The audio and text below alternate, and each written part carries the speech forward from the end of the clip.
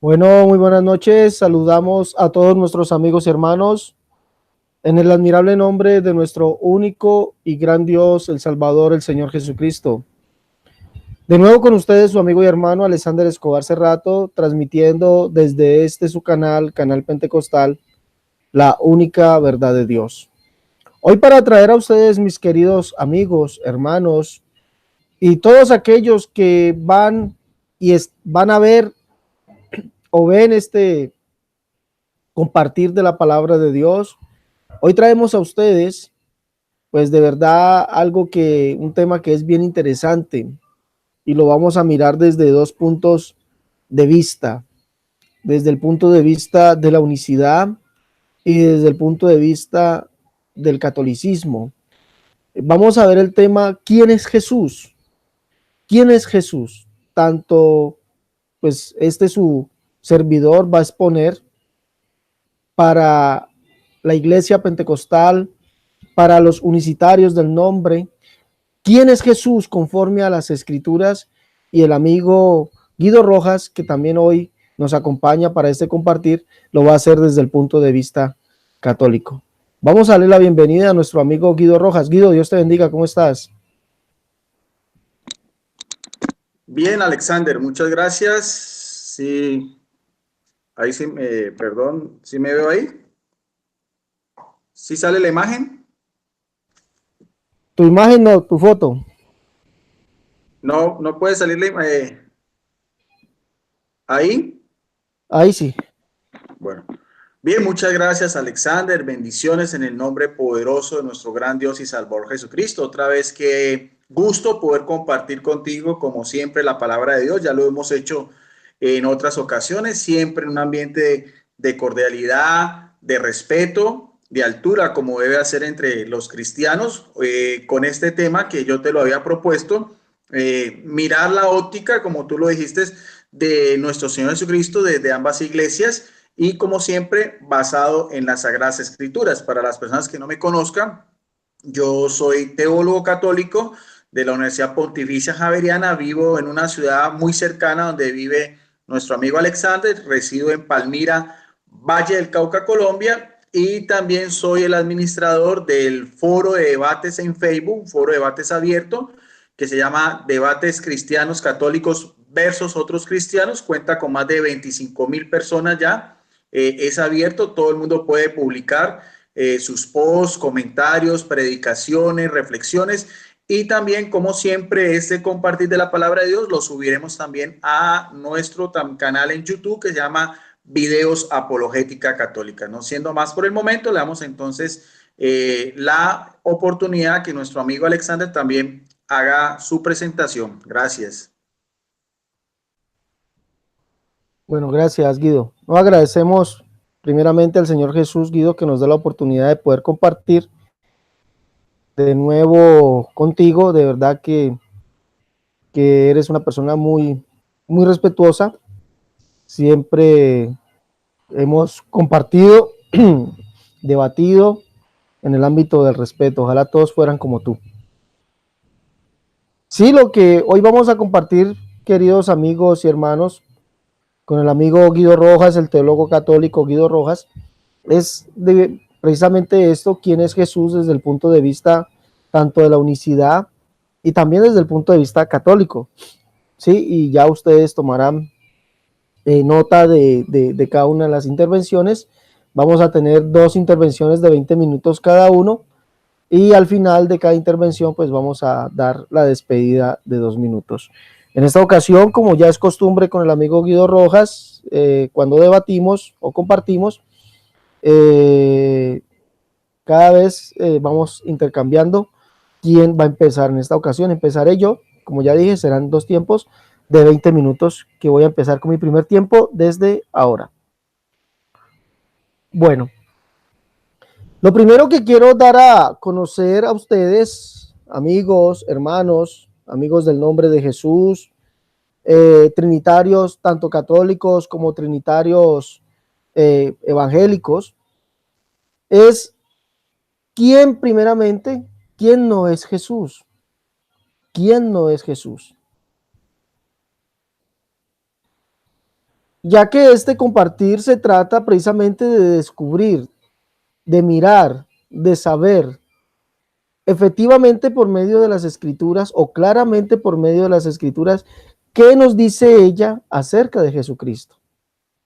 Pero acerca de Jesús, acerca de su persona, acerca de su deidad, acerca de su divinidad, se ha tejido, escúcheme bien, se han tejido una serie de argumentos, se han tejido una serie de pensamientos, se han tejido una serie de teologías o términos teológicos para describir quién es Jesús.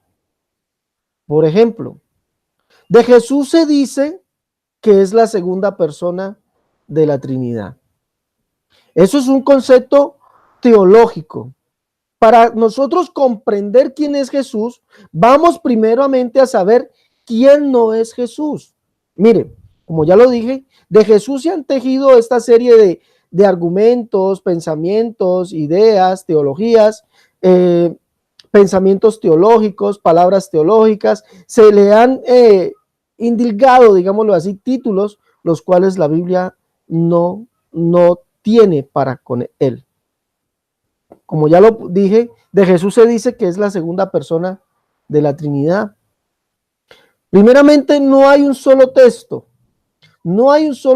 bíblico que nos diga que Jesucristo, Jesús el Cristo o Cristo Jesús sea la segunda persona de la Trinidad.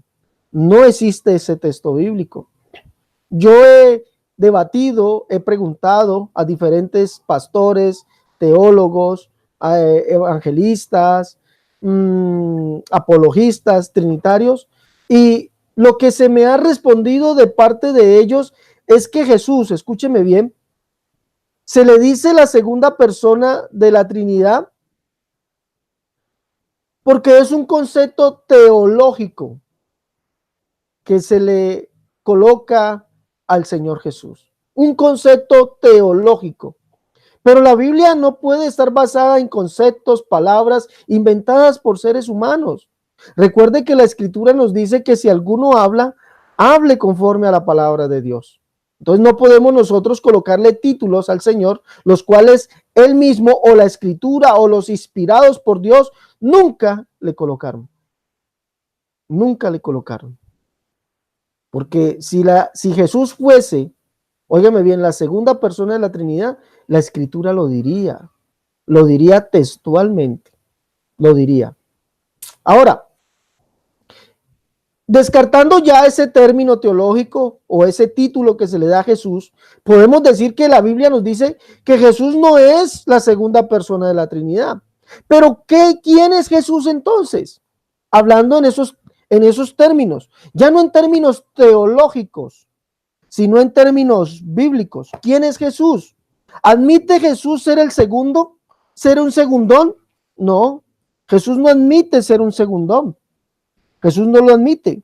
Mire lo que dice él en Apocalipsis capítulo 22, verso 12. Dice, he aquí yo vengo pronto y mi galardón conmigo, para recompensar a cada uno según su obra. Yo soy el alfa y la omega, el principio y el fin, el primero y el último. Entonces no podemos decir que Jesús es la segunda persona de la Trinidad. Primeramente, porque no hay el texto bíblico. Segundo, porque es un concepto humano, es un concepto inventado. Es un título dado que se le ha dado al Señor por teólogos bíblicos. No sé de dónde sacan eso, ¿ya? Como ellos mismos lo dicen, es un concepto teológico. Pero según la Escritura, vale recordar también que la Escritura nos dice, Pedro nos dice, si alguno habla, hable conforme a la palabra de Dios. Y Pablo también nos dice que no podemos pensar más allá de lo que ha sido escrito. La Escritura dice que Jesús no es ningún segundo, dice que es el primero y el último, el alfa y el omega, el principio y el fin. Otro título que se le ha dado al Señor para identificarlo es el Dios Hijo. Dios Hijo, otro título que se le ha dado al Señor, que lo identifican, y que el Dios Hijo el Dios Hijo. Así lo han identificado, el Dios Hijo. Pero también cabe recordar que por medio de ese título quieren identificar a Jesús como parte de una trinidad de personas divinas, donde hay un Dios Padre, un Dios Hijo y un Dios Espíritu Santo. Y con eso quieren identificar, decir que Jesús es, y recuerde que en este compartir con el amigo Guido Rojas, estamos tratando de descubrir, de decir quién es Jesús. ¿Quién es Jesús? Pero pues de pronto alguno dirá, Jesús ya es el Dios Hijo. La Escritura no habla de Jesucristo como el Dios Hijo. No hay un solo texto. Óigame bien, no hay un solo texto. Uno solo. En toda la Escritura. En toda la Escritura. De pronto el amigo Guido Rojas nos podría decir a ciencia cierta exactamente cuántos textos tiene la Biblia. Él que es un teólogo, de pronto ha estudiado eso y nos pueda decir más adelante, la Biblia tiene tantos miles de textos, pero en toda esa cantidad de textos no hay un solo texto que diga que Jesucristo es el Dios Hijo. No lo hay. Yo no he encontrado, óigame bien, no he encontrado en ninguna parte, ni en Biblias, pues solamente puedo decir que manejo mi idioma natal, el español, y en ninguna Biblia en español he encontrado un término, he encontrado ese título con que se nombre a Jesús como el Dios Hijo. No lo he encontrado. También en mis estudios que he realizado del griego antiguo, griego koiné, tampoco he encontrado ese título con el cual identifican a Jesús como el Dios Hijo. Tampoco lo he encontrado. Entonces podemos decir, sin equivocarnos, sin temor a equivocarnos y 100% seguros que la Escritura no llama a Jesucristo el Dios Hijo. Jesucristo en la Escritura no es conocido como el Dios Hijo. Entonces no es, Jesucristo no es el Dios Hijo. Jesucristo no es la segunda persona de la Trinidad. ¿Por qué no lo es? Porque no hay un solo título que lo diga. No hay un solo texto que lo diga. Entonces, lo que se argumente de ahí para allá va a ser por fuera de la Escritura, va a ser, y quiero ser claro en esto, va a ser en contra de la Escritura. Va a ser en contra. ¿Por qué? Porque un principio básico de hermenéutica, un principio básico en la exégesis o en la interpretación bíblica es que nadie puede hablar más allá de lo que ha sido escrito. Si alguno habla, hable conforme a la palabra de Dios. Nadie puede pensar más allá de lo que ha sido escrito. Yo, como un evangelista, yo, como un pastor, yo, como un apologista, yo, como solamente un simple hombre que busca la salvación de Dios, no puedo, óigame bien, no puedo interpretar la Escritura más allá de lo que ha sido escrito. No lo puedo hacer. No puedo colocarle a Jesucristo títulos, nombres, los cuales la Escritura ni siquiera trata, ni se asoma a nombrarlo de esa manera. Jesucristo tampoco es, escúcheme, Jesucristo tampoco es el Hijo Eterno. Jesucristo tampoco es el Hijo Eterno. Sí, con este título, con este pensamiento teológico o este título teológico, ¿ya? Este argumento teológico tratan también de identificar a Jesucristo como otra persona, ¿ya? Dentro de una pluralidad de personas que es Dios, el Hijo Eterno.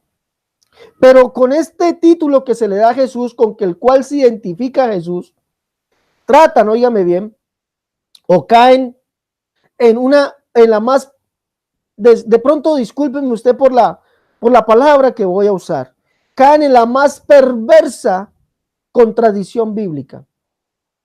Y le voy a decir por qué. Porque para poder ser Jesucristo el Hijo Eterno,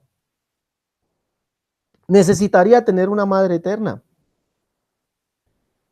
Sí, necesitaría tener una madre eterna. Y le voy a decir el por qué. Porque a Jesucristo le dicen el eternamente engendrado. Óigame bien, eternamente engendrado, y por eso es el Hijo eterno. Es la más grande de las contradicciones teológicas encontradas en los hombres o en los escritos de los hombres, ¿sí? Desde los grandes concilios donde se le puso estos títulos al Señor Jesús, el Hijo eterno, el eternamente engendrado, ¿sí? Vemos que caen en la más grande contradicción bíblica. Y por cierto, la más aberrante. Porque para que Jesucristo sea el eternamente engendrado, uno, si decimos que es eternamente engendrado, significa que todavía está siendo engendrado. Póngale lógica a ese pensamiento dogmático. Póngale lógica. Si decimos que Jesucristo es eternamente engendrado, entonces en estos momentos está siendo engendrado todavía, porque es eternamente engendrado. O sea, no se puede terminar de engendrarse porque se está siendo engendrado en la eternidad. Para poder que sea el eternamente engendrado es necesario que tenga una madre eterna también. Porque le recuerdo que según Lucas capítulo 1, verso 36, a María se le dice lo que en ti es engendrado del Espíritu Santo es. Fue en ese solo y preciso momento cuando se le da el anuncio a María, es que Jesucristo es engendrado. No fue en la eternidad. Fue en el tiempo del ser humano, en el tiempo nuestro. Sí, por eso dice que la Escritura dice que Dios introduciendo su primogénito al mundo,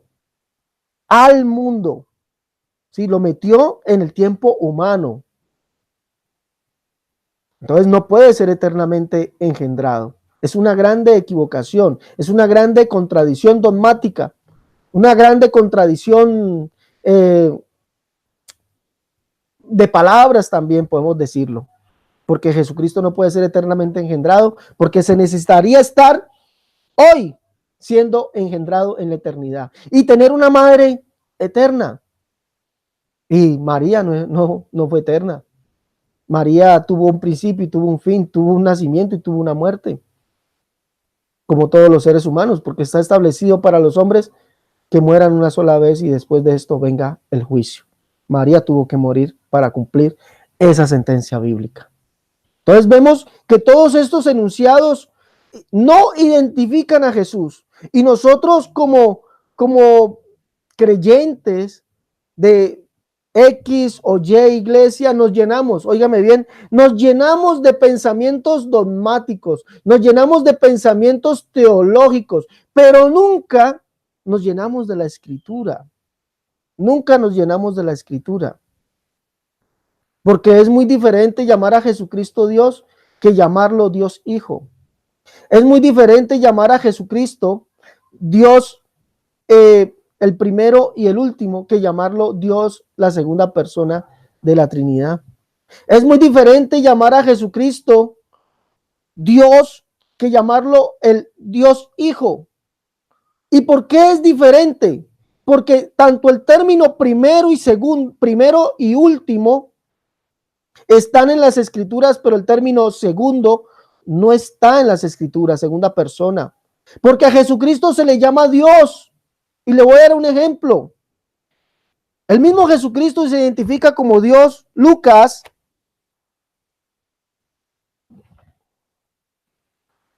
capítulo 8, verso 39, después de haber sacado un demonio o una legión, el Señor Jesucristo le dice así, y se está refiriendo a él. Le dice a aquel hombre que fue un endemoniado, le dice, Lucas capítulo 8, verso 39, dice, vuelve a tu casa y cuenta cuán grandes cosas ha hecho Dios contigo.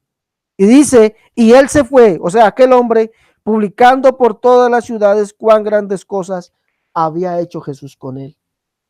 Es muy diferente llamarlo Dios que llamarlo Dios Hijo, porque la Escritura no lo llama Dios Hijo, lo llama Dios. lo llama Dios. Es diferente hablar en términos escriturales que hablar en términos teológicos. Los términos teológicos no caben en la escritura. ¿Por qué? Porque son términos rebuscados para defender un dogma, para defender una creencia, para defender algo que yo creo. Y eso no está en la escritura. No aparece.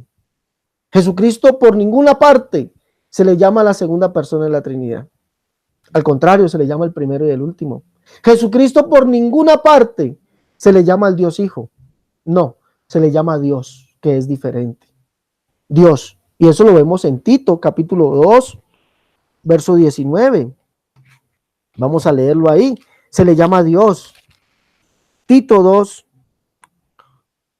2:13 dice, aguardando la esperanza bienaventurada y la manifestación gloriosa de nuestro gran Dios y Salvador Jesucristo.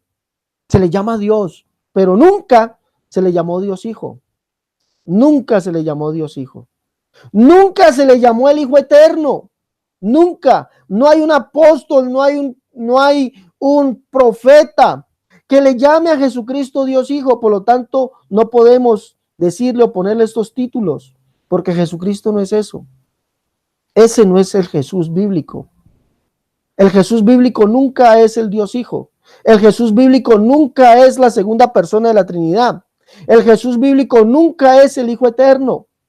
No, el Jesús bíblico no es eso. El Jesús bíblico es Dios. Dios. Y ahora en mis segundos 20 minutos le mostraré a ustedes por la escritura cuál Dios es Jesús. En estos 20 minutos quisiera dejar claro que todos estos pensamientos dogmáticos, todos estos argumentos teológicos no son compatibles con la escritura. No son compatibles en ningún momento, en ninguna forma, en ninguna manera con los títulos o con los nombres o con las palabras con que se le llamó a Jesucristo. Con que se le llamó a Jesucristo. A Jesucristo no se le llamó el Hijo Eterno. A Jesucristo se le llamó fue el Padre Eterno. Escúcheme bien. A Jesucristo no se le llamó el Hijo Eterno. No, no hay una escritura. No la hay. No existe donde se llame a Jesucristo el Hijo Eterno, el eternamente engendrado. No, la escritura llama a Jesucristo Padre Eterno. Isaías capítulo 9, verso 6 nos dice eso. Nos dice eso. Isaías 9:6 nos dice, porque un niño nos es nacido, hijo nos es dado, y el principado sobre su hombro, y se llamará su nombre admirable, consejero, Dios fuerte, o Dios todopoderoso, Padre eterno, príncipe de paz.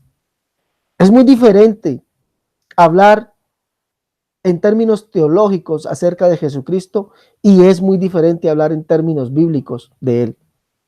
Lo más acertado que usted puede hacer, mi querido amigo y hermano, es hablar de Jesucristo como lo que dice la escritura que él es, no lo que no es. Porque podemos escuchar teólogos, podemos escuchar pastores hablando de Jesús lo que no es. Y usted, como trinitario, como dualista, va a decir amén a esas palabras. Pero pregunte usted, ¿dónde dice eso la escritura? Y le dirán, esos son términos teológicos aplicados a Jesús. Pero la escritura me dice, maldito el hombre que confía en el hombre, maldito el hombre que no confía en Dios. No podemos hacer eso. Bueno, voy a dejar aquí. Esperemos que nuestro amigo Guido continúe con sus 20 minutos. Bien, gracias, Alexander. Pero quería antes de continuar que me aclararas algo porque no veo que el compartir que estamos haciendo no está en tu canal. ¿En dónde lo estás transmitiendo? Porque no veo que está en tu canal. ¿Me puedes responder?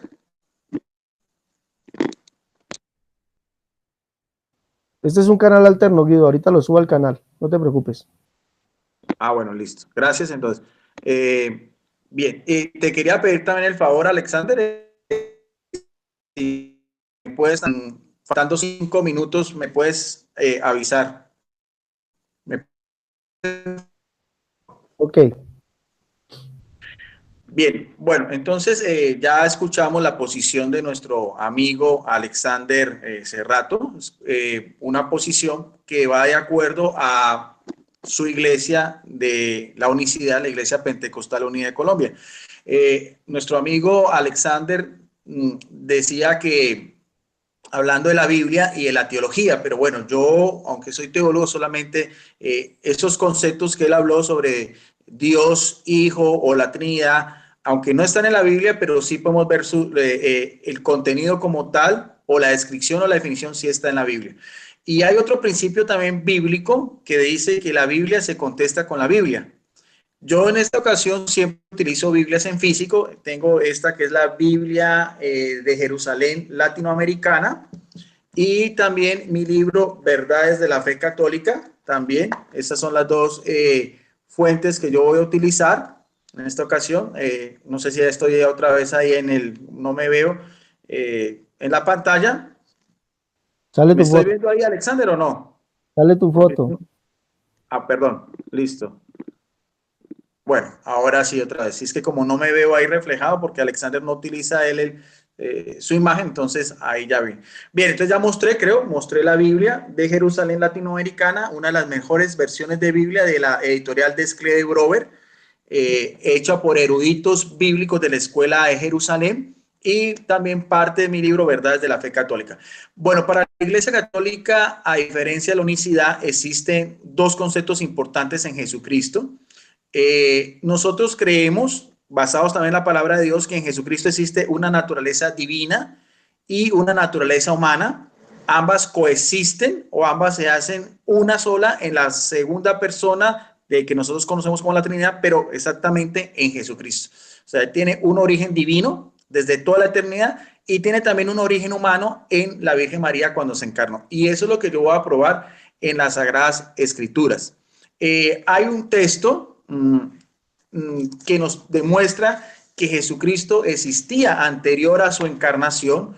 Está en el prólogo del Evangelio de Juan, en el capítulo 1, verso del 1 al 18.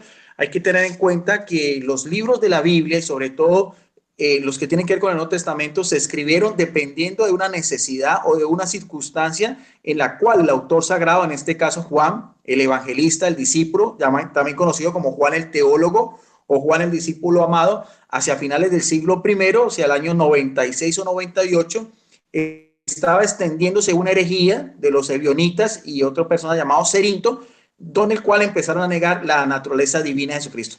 Es por eso que este evangelio ha sido considerado con el símbolo del águila, porque su lenguaje, a diferencia de los tres otros evangelios, que tienen el nombre de evangelios sinópticos, un término que viene del griego que quiere decir en paralelo, su lenguaje y tiene también algunas referencias que no aparecen en los otros tres evangelios. Y también dando respuesta a una también de las principales herejías tan antigua como es el propio cristianismo, como es el gnosticismo.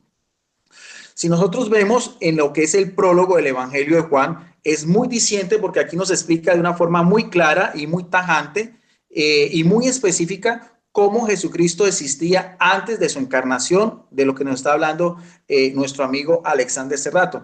Por eso empieza diciendo que en el principio existía la palabra, el término palabra o verbo, ya en griego es logos, porque sabemos que Dios Padre habla a través de su Hijo, como nos dice 1 Juan, capítulo 1, verso 1 y 2.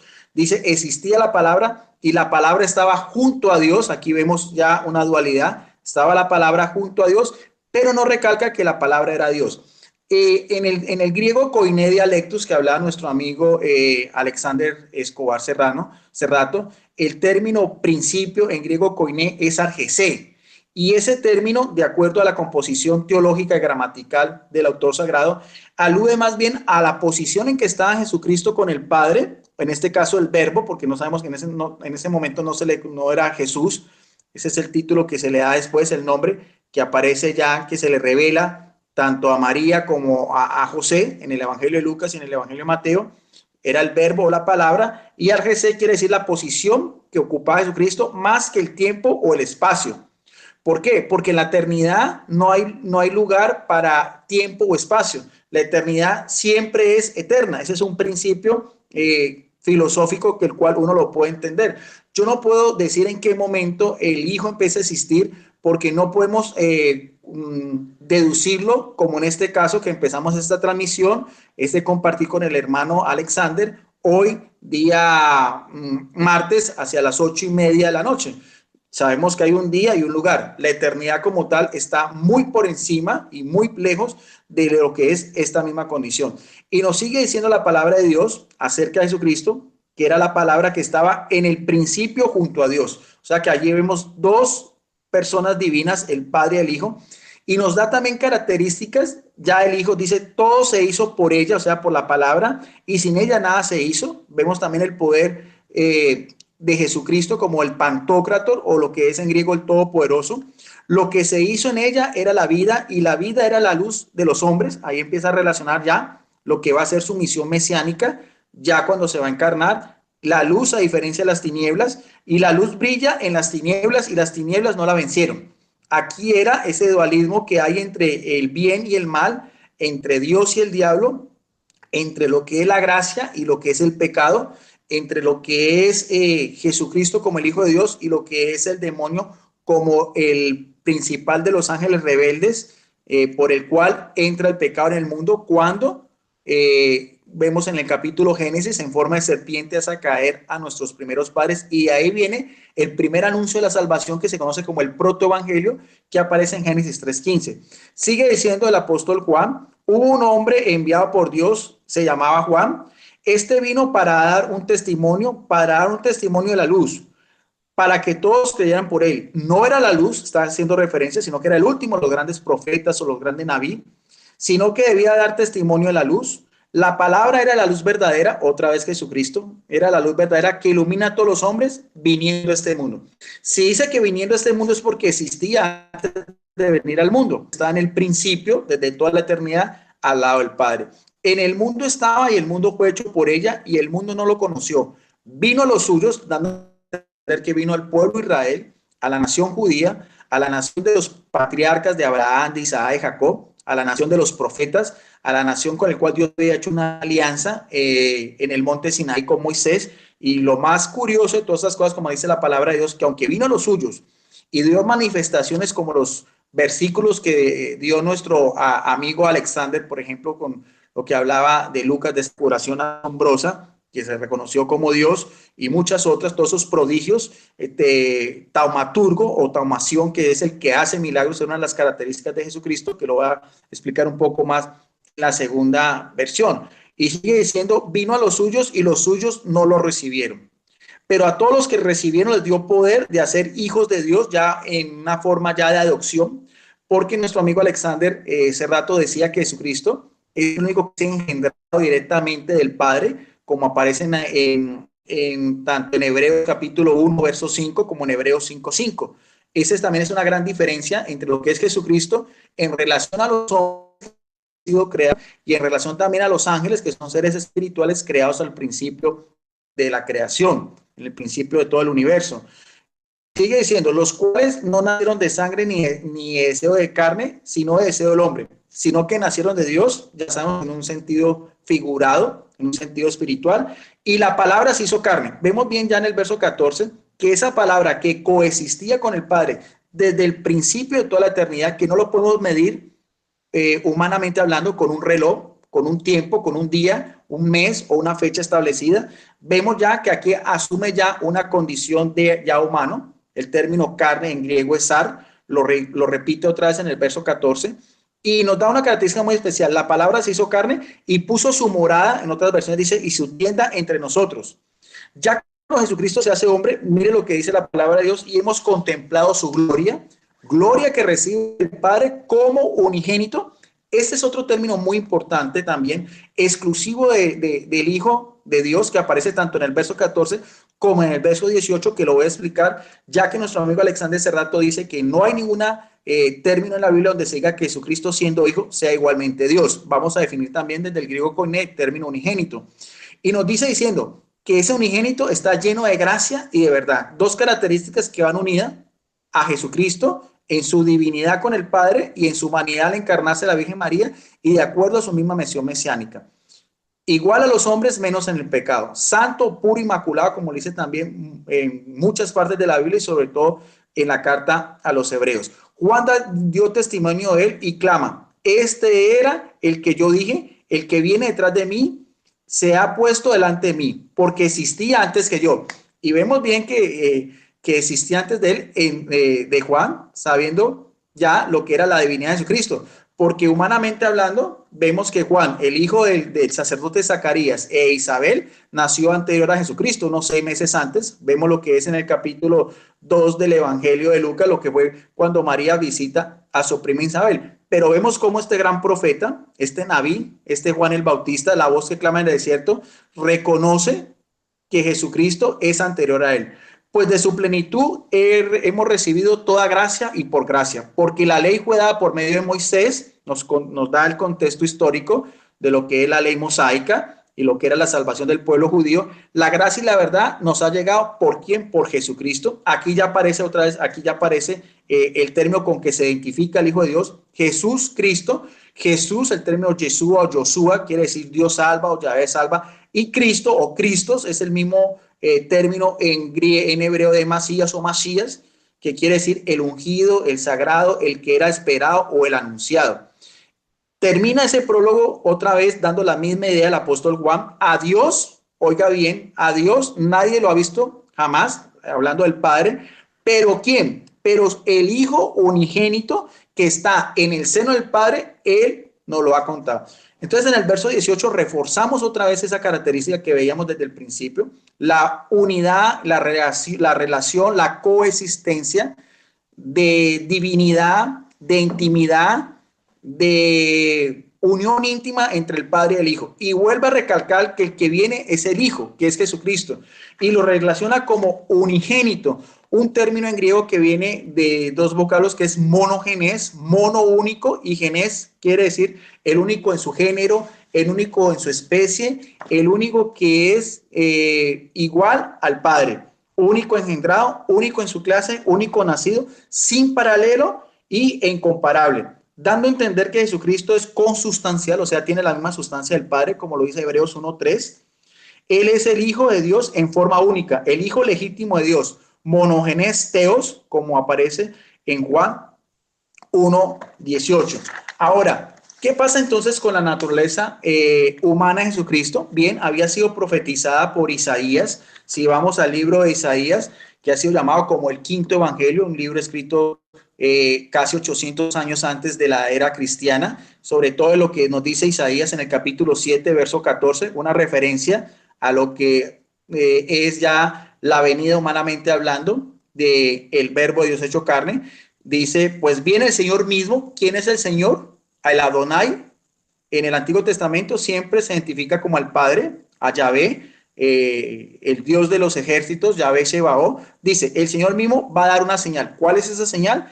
He aquí que una doncella está encinta y dará a luz a un hijo. Nótese bien que el que viene no es el Señor, sino que el Señor va a enviar a su hijo que van a ser de una doncella. Lo mismo que veíamos en el prólogo de Juan en el capítulo 1, verso 1, respaldado ya en el verso 14 y también confirmado en el verso 18. Esta profecía mesiánica de Isaías 7:14 se cumple si vamos a ver lo que nos dice el apóstol Pablo en la carta a los Gálatas, una de las cartas que escribió este apóstol a los gentiles hacia el año 58, en el capítulo 4, verso 4, y que tiene también una relación muy directa con Génesis 3:15, como decía yo, el primer anuncio de la salvación. Porque en Gálatas 4:4 nos dice el apóstol a los gentiles por revelación divina. Sabemos que este apóstol no conoció a Jesucristo, lo conoció simplemente en una visión camino a Damasco, pero también se hacía llamar el último, los apóstoles, el abortivo, el gran apóstol de las naciones. Dice, de igual manera también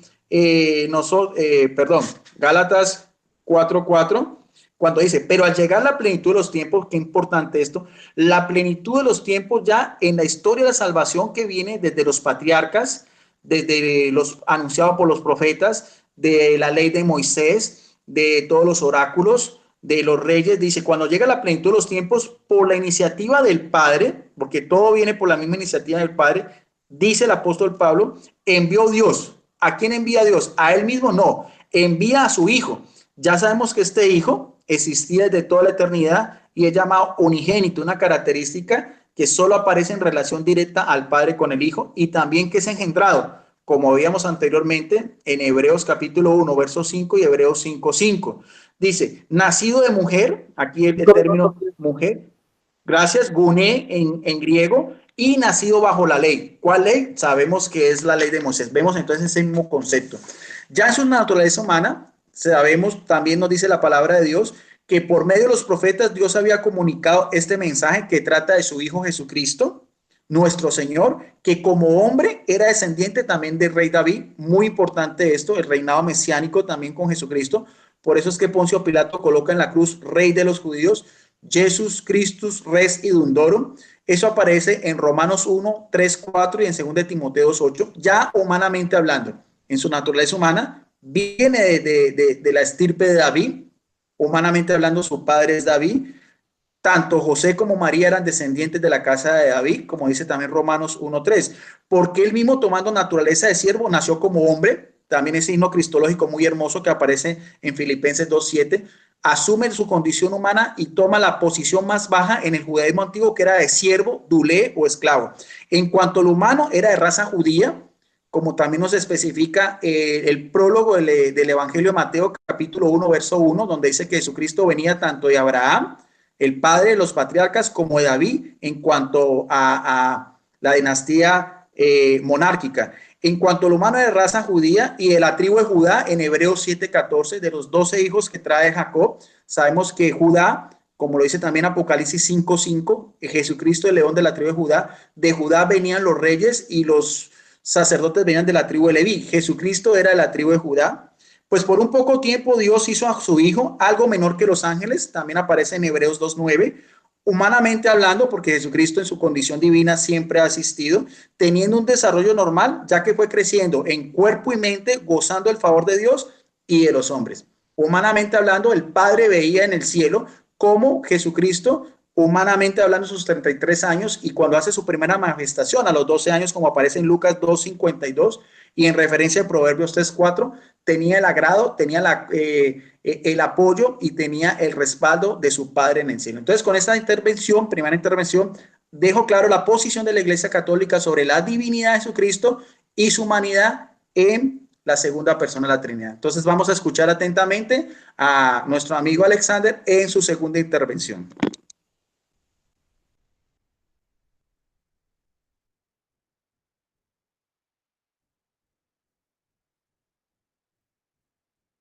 Gracias, Guido. Permíteme cuadrar aquí unas cositas ya para la segunda intervención.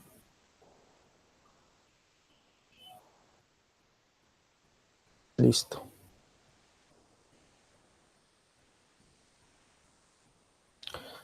Bueno, como ya escuchamos a nuestro amigo Guido,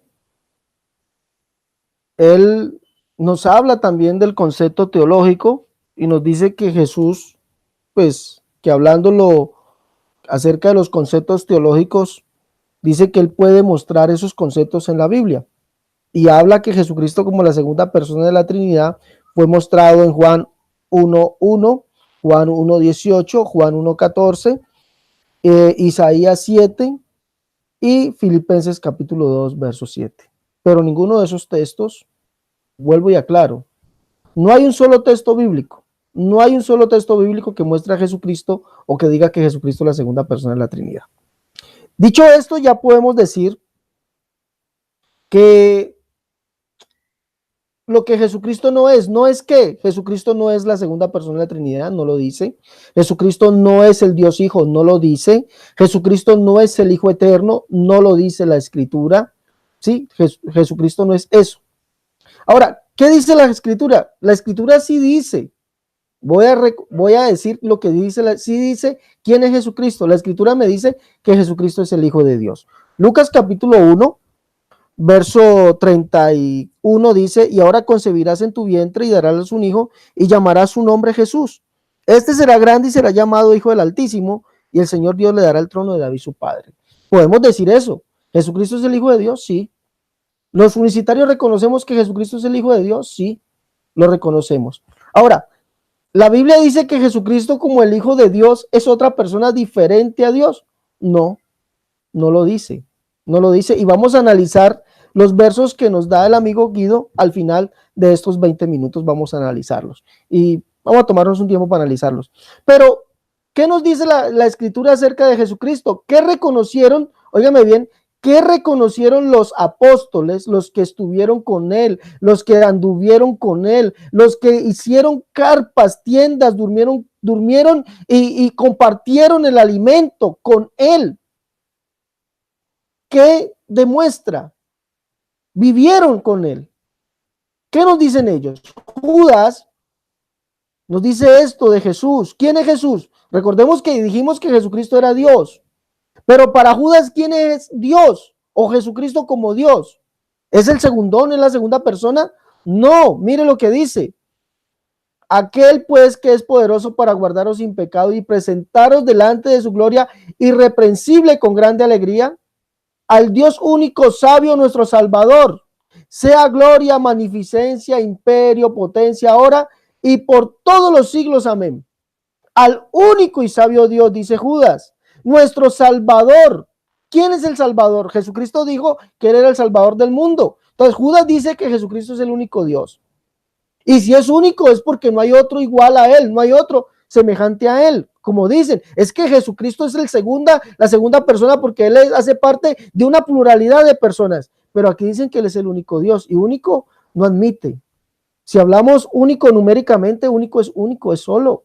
Si hablamos único en el sentido gramatical o en el sentido del significado, nos dice que sin otro igual a él o semejante a él, significa único. Y Judas dice que Jesucristo es el único Dios. ¿Qué dice Pablo? Pablo dice esto. Primera Timoteo capítulo 1, verso 15 al 17 dice: palabra fiel y digna de ser recibida por todos, que Cristo Jesús vino al mundo para salvar a los pecadores, de los cuales yo soy el primero.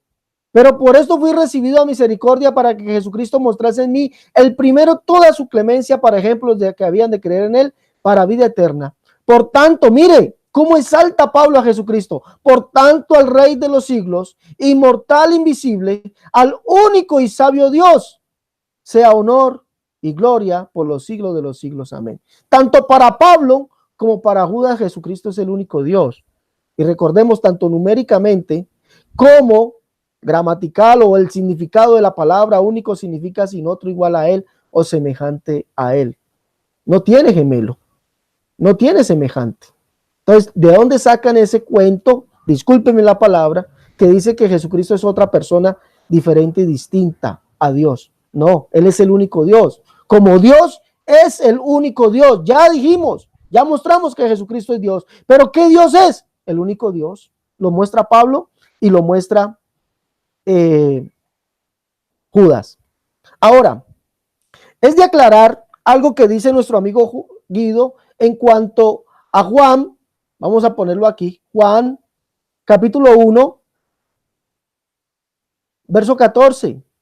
Nuestro amigo Guido dice, Juan capítulo 1, nuestro amigo Guido dice que la palabra, o sea, Jesús, que Dios habla por medio de la palabra o por medio de su Hijo. ¿Cómo es eso? ¿Cómo es eso que Dios habla por medio de su Hijo? O sea, que Dios es mudo. Eso es lo que nos trata de enseñar, indicar el amigo Guido. Dios habla a través de su Hijo porque su Hijo es la palabra. ¿Cómo es eso? Entonces Dios es mudo y habla y le hace señas al Hijo para que el Hijo entonces hable.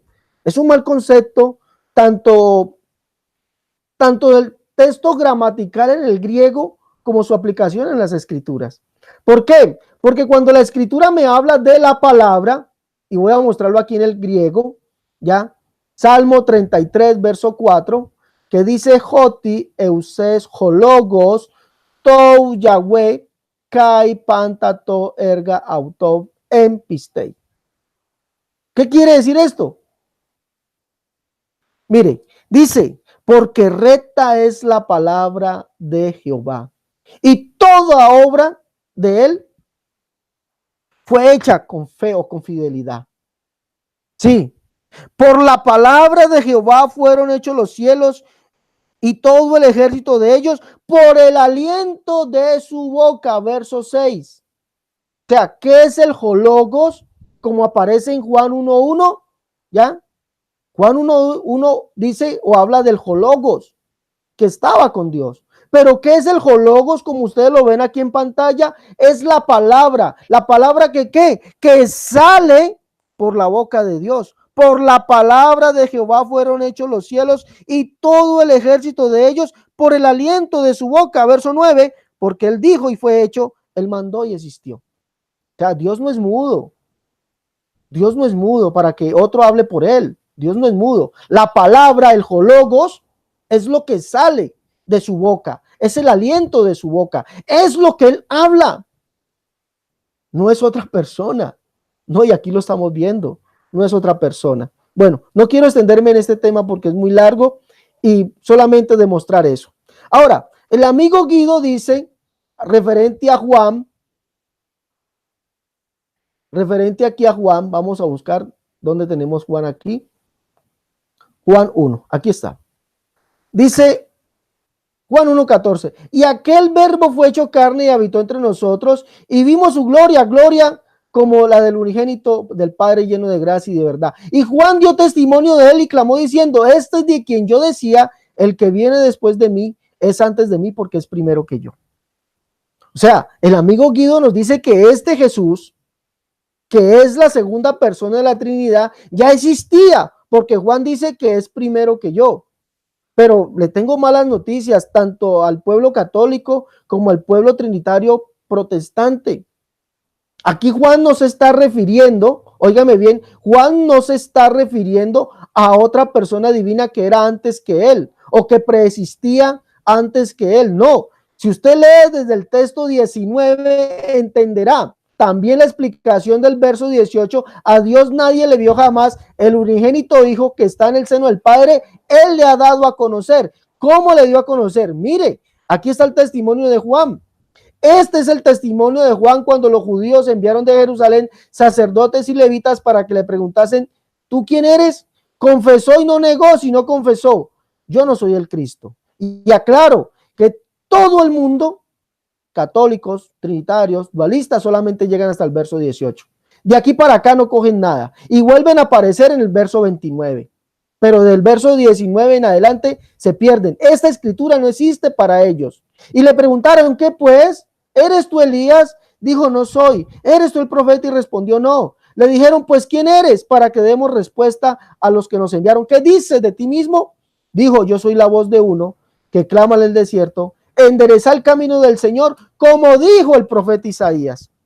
Óigame bien, del Señor como dijo el profeta Isaías. Entonces, ese que es antes de Juan, porque es primero que él, no es otra persona, es el Señor, como dijo el profeta Isaías que vendría. Recuerde, mire lo que dice Juan. Yo soy la voz de uno que clama en el desierto, endereza el camino del Señor, como dijo el profeta Isaías. ¿Y quién dijo el profeta Isaías que vendría? Ahí está explicado, tanto el verso 15 como el verso 18. Este, que es la palabra hecha carne, es el Señor, como dijo el profeta Isaías. ¿Y quién dijo el profeta Isaías que vendría? Y habla de la palabra. Leámoslo. Y habla de la palabra. Vamos a leerlo. Isaías capítulo 40, verso 3. Voz que clama en el desierto, prepara camino a Jehová, endereza calzada en la soledad a nuestro Dios. Oiga lo que dice, endereza calzada en la soledad a nuestro Dios. Mire, a nuestro Dios, ¿a cuál Dios? Todo valle sea alzado y bájese todo monte y collado, y lo torcido se enderece y lo áspero se allane, y se manifestará la gloria de Jehová, y toda carne juntamente la verá, porque la boca de Jehová lo ha hablado. ¿Qué habló Jehová? Que el profeta Isaías tendría que enderezarle el camino a él.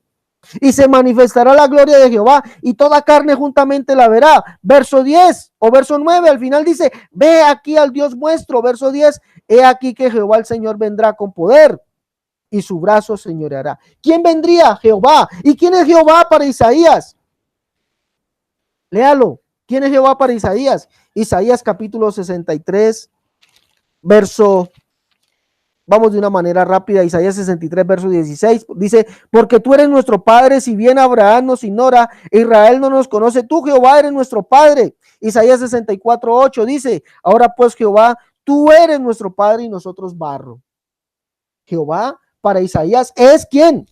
El Padre. Pero no se queda solamente allí, también dice que es el único Dios. O sea, no sé de dónde sacan conceptos. Como dije, son conceptos teológicos. Isaías 37:16, palabras de Isaías, dice: Jehová de los ejércitos. Esto lo escribió Isaías. Dios de Israel, que moras entre los querubines, solo tú eres Dios. Tú eres el único Dios.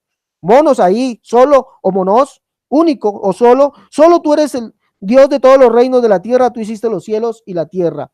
Verso 20, ahora pues Jehová Dios nuestro, líbranos de su mano para que todos conozcan, para que todos los reinos de la tierra conozcan que solo tú eres Jehová. O sea, el que vendría es Jehová. Y por eso dice que ese, que es el único unigénito que está en el seno del Padre, le dio a conocer. Ahorita aclaro ese concepto también si me queda tiempo.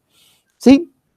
Y si no, doy el texto para que ustedes lo miren. Ahora el amigo Guido nos habla referente a Isaías 7:14. Dice, nótese que el Señor va a enviar a su Hijo. Pero Isaías 7:14 no dice eso. Isaías 7:14 no dice eso. Dice que Isaías, el contexto entero, dice que el que vendría es Jehová. Isaías 33:22, Isaías 35:4. Dice que el que vendría a salvarnos es Jehová. Y Jehová no es el Hijo, Jehová es el Padre, como lo acabamos de ver. Pero Isaías 7:14 no dice que Jesús o que el Señor va a enviar a su Hijo. No, eso no lo dice. Eso, vuelve y hablo, son conceptos, palabras humanas. Isaías 7:14 dice, mire lo que dice: por tanto, el Señor mismo. ¿Quién es el Señor? ¿Quién es el Señor? Isaías 6 se lo aclara.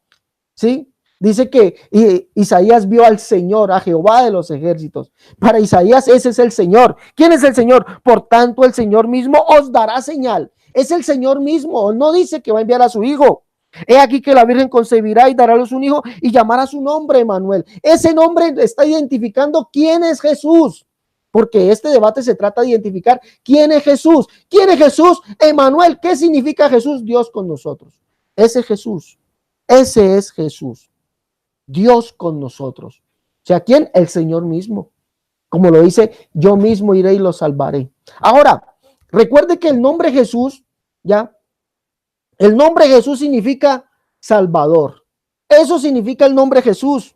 Y mire lo que nos dice Isaías referente a quién es el Salvador. Aquí estamos viendo quién es Jesús, quién es el Salvador. Mire Isaías 60, verso 60, Isaías 60, verso 1 dice: levántate, resplandece, porque ha venido tu lumbre y la gloria de Jehová ha nacido sobre ti. Porque aquí que tinieblas cubrirán la tierra y oscuridad los pueblos, mas sobre ti nacerá Jehová y sobre ti será vista su gloria. No dice el Señor que enviaría a su Hijo, sino el Señor mismo. Por eso Isaías 60 lo ratifica: mas sobre ti nacerá Jehová y sobre ti será vista su gloria. Isaías 60:16 ratifica que Él es el Salvador. Es el Salvador. Dice: y mamarás la leche de las naciones, el pecho de los reyes mamarás, y conocerás que yo Jehová soy el Salvador tuyo, el Redentor tuyo, el fuerte de Jacob. Por aquí vemos que Isaías está identificando a Jehová, el único Dios, como el Salvador. Dice: y conocerá todo hombre que yo Jehová soy el Salvador tuyo y Redentor tuyo, el fuerte de Jacob. Por eso Pablo, por eso Judas llaman a Jesucristo el único Dios. Único Dios, no lo llaman la segunda persona de la Trinidad. Pero no, esto no queda solamente allí. Vamos a ver el testimonio de Santiago. Santiago, mire lo que llama, cómo llama a Jesucristo. Santiago capítulo 2. ¿Sí? Jesucristo es el Hijo de Dios, sí. En cuanto a la carne. En cuanto a la carne. ¿Quién es? Mateo capítulo 1, verso 21 nos dice que todo esto aconteció, eso que vivió María, aconteció para que se cumpliese lo dicho por el profeta. Dice: y darás un hijo y llamará su nombre Jesús, porque él salvará a su pueblo de sus pecados. Todo esto aconteció para que se cumpliese lo dicho por el profeta, o por medio del profeta, cuando dijo: he aquí que la Virgen concebirá y dará a luz un hijo y llamará su nombre Emmanuel. Emmanuel significa Dios con nosotros. Recuerde que el profeta solamente creía en un solo y único Dios. Valga ahí la redundancia. Solo y único Dios. ¿Sí? Entonces Jesucristo es el único Dios. Por eso Pablo y Judas lo reconocen. Pero ¿qué dice Santiago capítulo 2? Para Santiago, ¿quién es Jesús? Hermanos míos, no tengáis vuestra fe en nuestro glorioso Señor Jesucristo con actitud de favoritismo. Mire, Esto es lo que creemos nosotros los pentecostales, lo que dice la Biblia. ¿Quién es Jesús? El Señor. Pero Santiago, ¿cómo lo llama? Y esta es la Biblia de las Américas, y lo puede también usted buscar, amigo Guido, en la Biblia de Jerusalén. Ahí está igualito. Mira, ahí está igualito. ¿Cómo lo llama Santiago? Y recuerde que Santiago estuvo el día que el Señor le dijo a sus apóstoles, el que me ve a mí ve al Padre. Estuvo ahí Santiago. Y mire cómo lo llama al Señor. Con ella bendecimos a nuestro Señor y Padre, y con ella maldecimos a los hombres que han sido hechos a la semejanza de Dios. Santiago llama a Jesucristo, ¿cómo lo llama? Señor y Padre, porque él estuvo el día que le dijo, el que me ve a mí, ve al Padre. ¿Cómo lo llama Pablo? Vamos a ver. Segunda de Corintios capítulo 6, verso 16 en adelante, o verso 17 dice, por lo cual salí en medio de ellos y apartados, dice el Señor. ¿Quién es el Señor para Pablo? ¿Quién es el Señor? El Señor es Jesús. Recuerde que Pablo dice que solamente hay un Señor, Jesucristo. Dice, por lo cual salí en medio de ellos y apartados, dice el Señor, y no toqué lo inmundo, y yo recibiré y seré para vosotros por Padre. Para Pablo, ¿quién es Jesús? El Señor, el Padre. Y vosotros me seréis hijos e hijas, dice el Señor Todopoderoso. Padre, y seré para vosotros por Padre. ¿Quién lo está diciendo? El Señor. Vamos a leer lo que dice lo que dice Juan. Primera de Juan capítulo 3. Mire, ya miramos lo que dice referente al contexto de Primera de Juan 1, 14, 15 y 18, que es el Señor, como dijo el profeta Isaías, o sea, el Padre. Primera de Juan dice, mira cuál amor nos ha dado, ¿quién? El Padre, para que seamos llamados hijos de Dios. Por esto el mundo no nos conoce porque no le conoció a él. El mundo no nos conoce porque no conoció a quién, al Padre. Y Juan 1:10 dice, en el mundo estaba y el mundo por él fue hecho y el mundo no le conoció. ¿Quién? Al Logos, al que se hizo carne. Pero ¿quién es ese Logos? El Padre. Por eso el mundo no nos conoce porque no le conoció a él. ¿A quién? Al Padre. ¿Ya? Pero mire lo que dice el verso 5 y sabéis que él apareció. Aquí la palabra es efanoretzen. Y sabe mi amigo Guido que efanoretzen significa fue manifestado. Y sabéis que él fue manifestado. ¿Quién? Ese él quiere decir el Padre. Y sabéis que él apareció o fue manifestado para quitar nuestros pecados y no hay pecado en él. Por eso Pablo dice, Dios fue manifestado en carne. Ahora, por último, referente a Juan 1:18, léase lo que dice Ezequiel capítulo, Zacarías capítulo 12. Dice así, en estos 30 segundos que me quedan, profecía de la palabra de Jehová acerca de Israel, Jehová que extiende los cielos. Esta palabra es de Jehová. Mire quién es aquel que es el Hijo unigénito. Dice, habla Jehová, capítulo 12, verso 1, y derramaré sobre la casa de David, el verso 10, y sobre los moradores de Jerusalén espíritu de gracia y oración, y mirarán a mí, a quien traspasaron, y llorarán como se llora por un hijo unigénito, y se afligiéndose como quien se aflige por el primogénito. ¿Quién es ese hijo unigénito? El mismo Jehová, es el mismo Jehová. No hay un Dios hijo. Hasta aquí mis 20 minutos.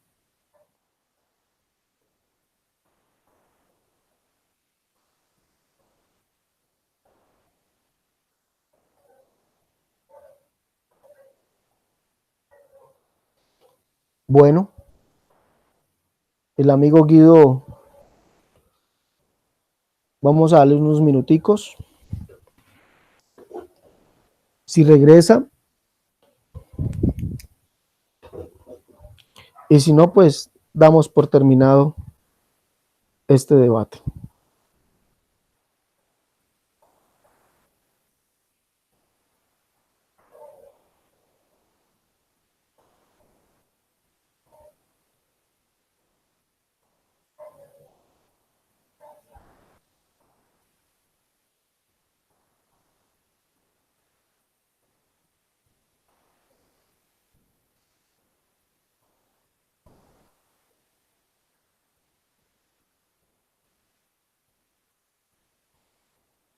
Vamos a esperar unos minuticos que el amigo Guido regrese.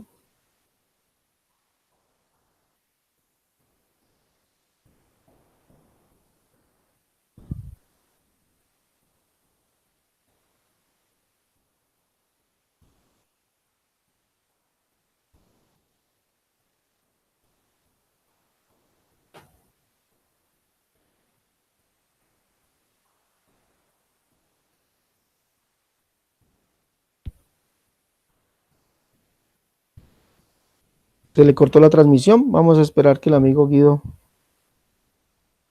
nos contacte de nuevo.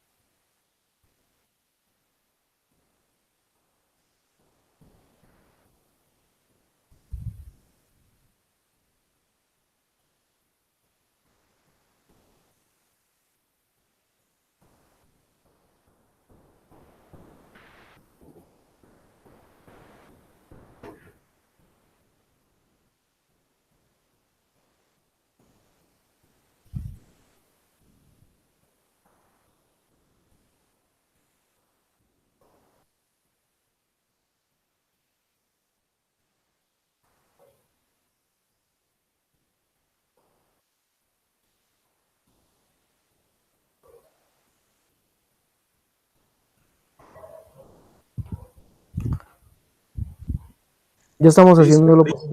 Bueno, Discúlpame, creo que... bajaste el micrófono, Guido. ¿Aló? Ahí sí, le habías bajado el micrófono. Dale, empieza tus 20 minutos.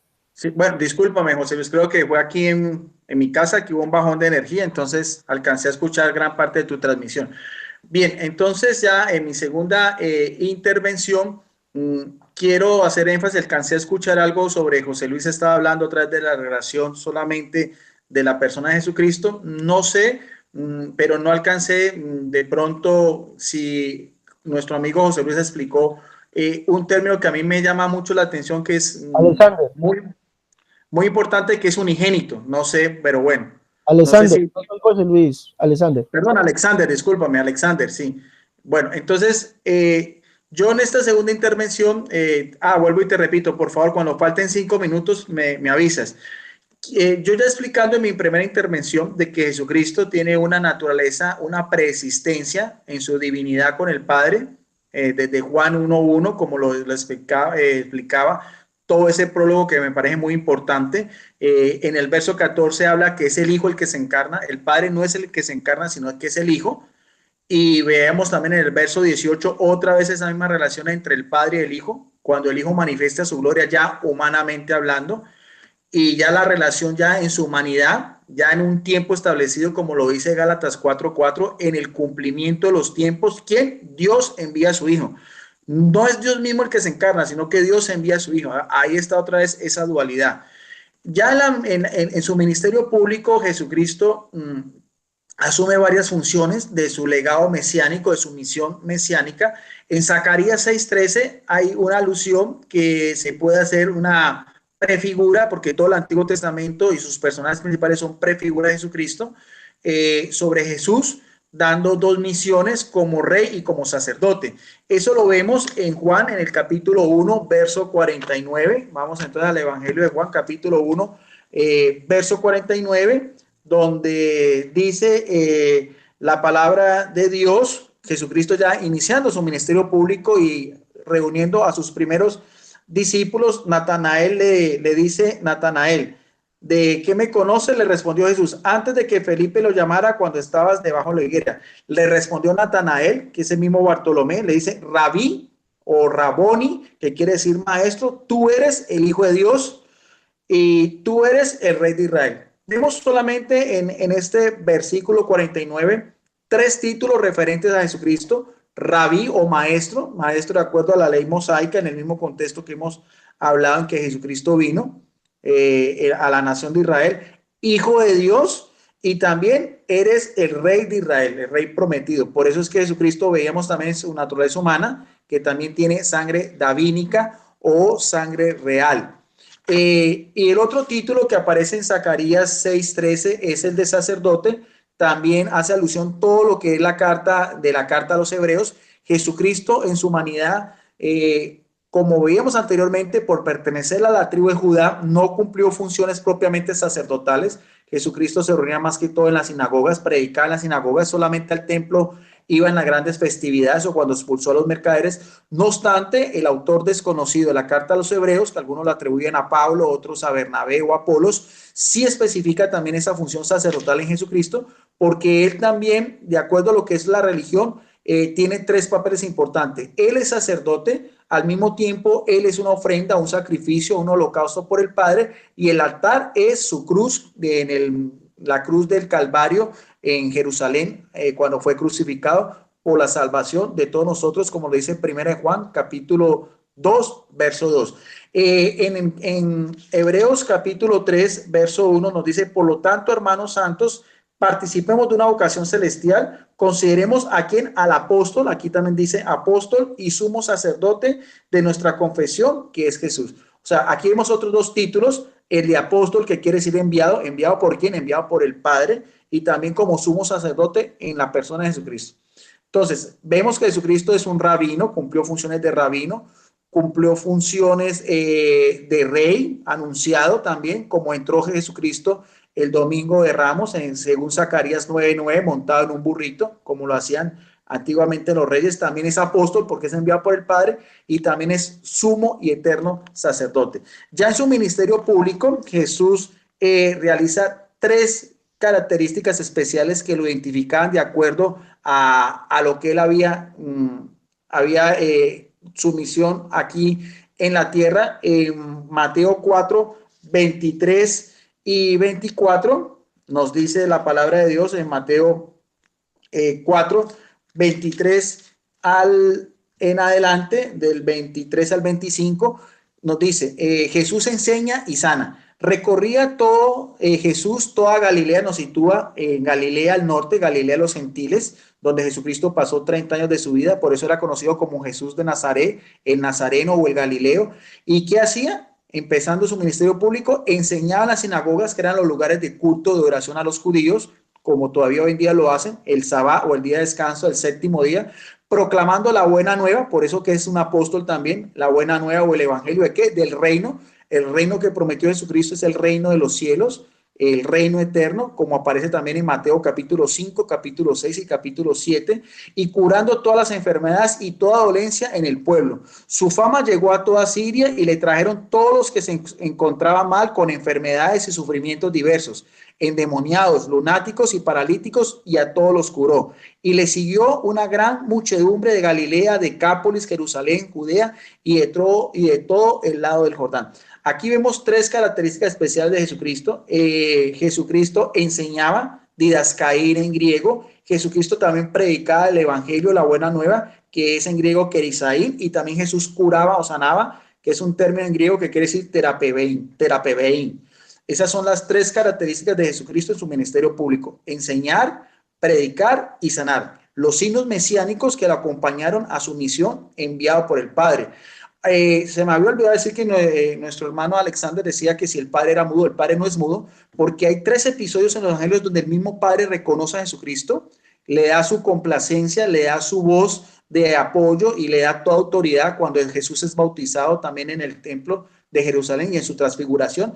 Dice, se escucha de lo alto, dice el Padre mismo, Yahvé Sebaot, de que hacía referencia nuestro amigo Alexander en Isaías, cuando dice, este es mi hijo amado, escúchelo en que tengo toda mi complacencia. Esa es una de las cosas de las cuales yo nunca he podido entender a los unicitarios, porque dicen que el mismo Jesucristo en la tierra estaba hablando a él mismo en el cielo, donde vemos en los evangelios dos connotaciones completamente diferentes. El Hijo está en la tierra y el Padre sigue estando en el cielo, y el mismo Padre es el que manifiesta su complacencia con su Hijo, su único Hijo, que es unigénito, como decíamos en griego, monogenes. Hay otro himno cristológico en Pedro también, donde ya hablando un resumen de su misión aquí en la tierra, lo vemos en 1 de Pedro capítulo 2, verso del 21 al 25, en una de las cartas pastorales de este apóstol, el príncipe de los apóstoles.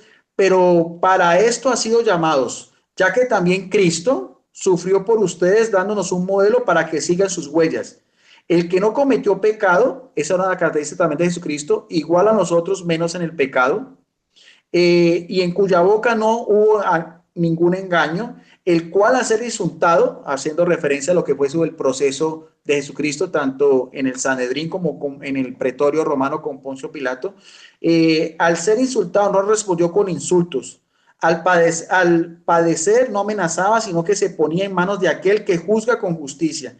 Él mismo que sobre el madero, sobre la cruz, llevó nuestros pecados en su cuerpo, porque es el cordero inmolado, ya lo veíamos, asume las funciones de sacerdote, pero también de sacrificio en la cruz del Calvario, a fin de que, muertos a nuestros pecados, vivamos por la justicia, por cuyas heridas hemos sido curados. Éramos como ovejas descarriadas, pero ahora ha vuelto el pastor y guardián de las almas. Esta referencia también lo encontramos en lo que es la profecía de Isaías 53 del 1 en adelante, del 1 al 14, sobre el siervo doliente, donde dice que Jesucristo, por sus llagas o por sus heridas, hemos sido sanados. También nuestro amigo Alexander hacía mucha referencia a alabanzas o a calificativos propios de Jesucristo, pero hay un pasaje muy importante en el libro de Revelaciones o el Apocalipsis, con que se termina lo que es el mensaje de Dios a través de los hombres, también escrito por el apóstol y evangelista Juan en la isla de Patmos a finales ya del siglo I. Encontramos una doxología. Doxología es un término en griego de alabanza tanto al Padre como al Hijo, y aparece en el libro del Apocalipsis en el capítulo 5, verso del 11 al 14. Dice así: y en la visión oí la voz de una multitud de ángeles, está hablando ya en el cielo, alrededor del trono. Sabemos que el que está en el trono es el Padre, y de los vivientes y de los ancianos. Su número era millares de miriadas y millares y millares de millares. Y decían con voz fuerte, vamos a ver qué era lo que hacían o qué era lo que proclamaban estos seres en el cielo, los ángeles, y también, como nos dice acá, los ancianos, decían con voz fuerte en el verso 12, digno es el cordero degollado. La forma como también Juan el Bautista, del cual hacía alusión Alexander Escobar Serrano, al principio de Jesucristo, él mismo lo identifica: este es el cordero de Dios que quita el pecado del mundo. El cordero, el animal que simbolizaba la redención de lo que fue la salida, el Peshá de los judíos, de la esclavitud en Egipto a la libertad, camino del Mar Rojo, cuando atravesaron el desierto del Sinaí a la tierra de prometida el Canaán. Ese mismo animal que inmolaban a las 9 y a las 3 de la tarde en el templo, la misma hora en que el Evangelio de Marcos nos dice que Jesucristo estuvo pagando por nuestros pecados. Por eso el simbolismo del cordero. Vino el cordero degollado de recibir ¿qué? Al cordero se le da ¿qué? Poder, riqueza y sabiduría, la fuerza, el honor, la gloria y la alabanza. Todos esos atributos, todos estos prerrogativos propios de Jesucristo. ¿Por qué? Por lo que el sacrificio que hizo por todos nosotros. Pero lo importante es que el mismo autor sagrado en esta visión, inspirado por el Espíritu Santo, sigue diciendo: y toda criatura del cielo y de la tierra y debajo de la tierra y del mar, es decir, toda la creación en general y todo lo que hay en ellos, oí que respondían. Vamos a ver, está hablando de un mensaje que es una cosmovisión de lo que es el pensamiento judío en aquel entonces, los seres en el cielo, en la tierra y debajo de la tierra y también los mares, o sea, la creación entera. ¿Qué es lo que reconocen o qué es lo que alaban? Nos dice en el verso 13: al que está sentado en el trono, que sabemos que es el Padre, y al Cordero. Aquí hay el término Ikai hace una diferencia entre el que está sentado en el trono, que es el mismo Dios Padre, también como veíamos en Daniel 7, 13, 14, que es representado también como el anciano de días, y al que viene a él, que es el Hijo del Hombre. En este caso también vemos ese mismo paralelismo. Todos libros que son de revelación, tanto el libro de Daniel como el libro apocalíptico, del Apocalipsis tienen el mismo género literario, pero aquí nos dice: al que está sentado en el trono y al Cordero, sea que sea alabanza por igual, sea honor, sea gloria y el poder por los siglos de los siglos, o sea, por toda la eternidad, coexistiendo en esa misma igualdad y también la misma coexistencia que tenía, que veíamos en Juan 1.1 desde el principio. Aquí ya es en la culminación de la historia de la salvación, ya cuando se va a dar todo lo que es ya la parucía, la segunda venida de Jesucristo y ya también su reino ya eternamente. Va a haber ¿qué? Alabanza, honor, gloria, poder por los siglos de los siglos. Y dice en el verso 14, en esta versión que es la Biblia latinoamericana de Jerusalén: y los 4 seres vivientes decían amén, que quiere decir así sea, y los ancianos se postraron para adorar. Esos términos, alabanza, que en griego es epainó, honor, que es timi, gloria que es doxa y poder que es dinami, y sobre todo el más importante con que termina ese capítulo, adorar la atreveo, se nos dice aquí que es tanto para el Padre como para el Hijo.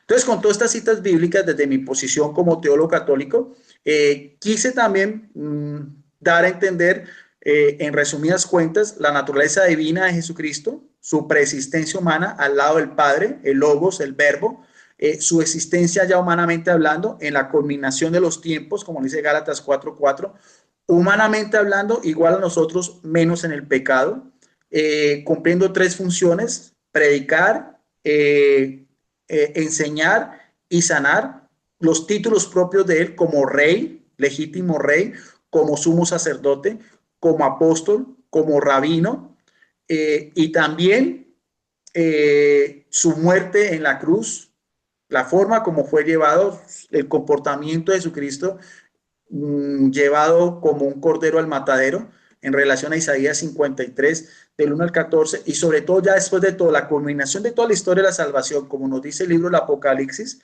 en relación de Daniel 7, 13, 14, otra vez dos personajes, que son otra vez el Padre y el Hijo, que reciben la misma gloria, el mismo honor, la misma alabanza y sobre todo la misma adoración. Con eso entonces termino esta segunda intervención. Y entonces vamos a ver entonces la despedida ya de nuestro amigo José, perdón, de Alexander Escobar Cerrato. Adelante, Alexander. Bueno, Guido, un segundo, quito esto de aquí.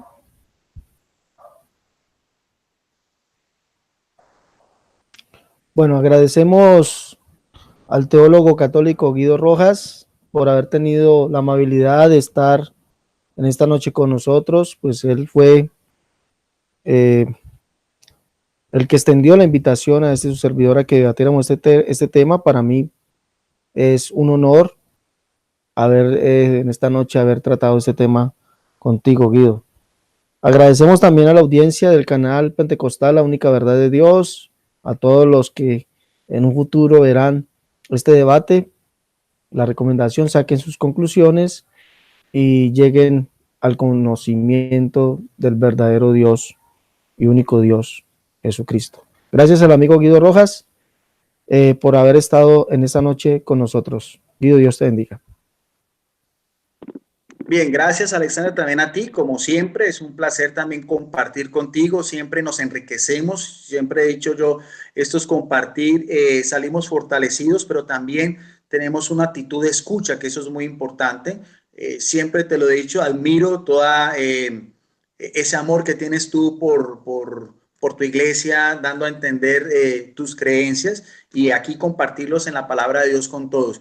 Como tú lo decías, sí, ese tema lo propuse yo de nuestro último compartir, pero también queremos decirle a la audiencia tuya, de tu canal, de la unicidad que tú manejas, como también al canal en el cual después transmitimos estos videos, esos compartir, mi canal en YouTube, Videos Apologética Católica, y también en mi página en Facebook, al cual también estás invitado cuando quieras participar y colocar todos tus videos.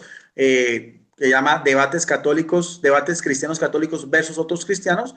Vamos a tener otro compartir, hemos tenido casi uno cada vez al mes. El otro que viene, como tú mismo me lo propusiste ya internamente, vamos a hablar también de un tema ya más directamente con la Iglesia Católica, que es la virginidad de María.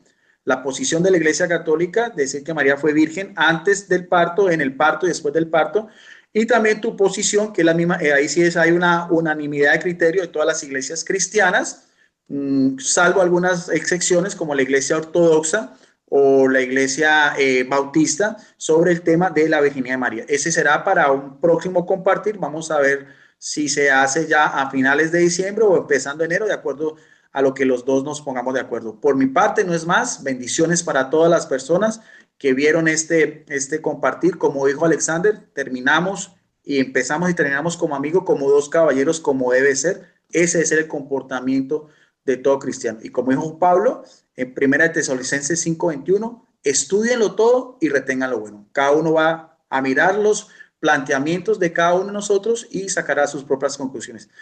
No siendo más por el momento, entonces me despido de todos ustedes y nos vemos entonces en otra oportunidad. Muchas gracias, Alexander. Bueno, despedimos esta emisión dándole gracias al Señor Jesucristo por su amor y misericordia. Y ya lo escucharon con el amigo Guido Rojas, quedamos ya, vamos a buscar la fecha, ojalá sea a finales de este mes, para tener el tema sobre la virginidad perpetua de María. Dios les bendiga a todos, nos vemos en una próxima emisión de este su canal, Canal Pentecostal, la única verdad de Dios.